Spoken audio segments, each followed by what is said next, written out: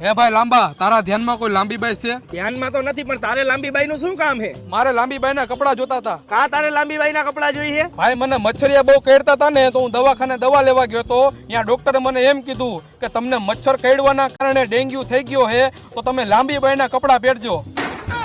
એલા ઈ લાંબી બાઈ નહીં, તારા આખા હાથ ઢકાઈ જાય ને, ઈ લાંબી બાઈ ના કપડા પહેરવાનું તને કીધું હોય છે. એવું છે એમ ને ભાઈ? પણ તું આ નારિયેલ લઈને ક્યાં જા? એલા ભાઈ, આ નારિયેલ કેદુનું મારા હાથમાં જ છે. અને આ નારિયેલ એવું છે ને, આપણું કઈક સારું કામ પૂરું થાય ને ત્યારે આ મંદિરે ફૂટે, બરોબર. અને આપણે પૂરા થઈ જાય ને ત્યારે શમશાને ફૂટે, બરોબર. અને જો આ નારિયેલ ફોડવામાં બગડેલું નીકળે ને તો આપડા ખાલી 25 રૂપિયા જ જાય, બરોબર. અને જો આ નારિયેલ પાછું આવે ને તો આપડા 2.5 લાખ રૂપિયા જાય. અને આ નારિયેલ 3 વાર મારી પાસે પાછું આવેલું છે.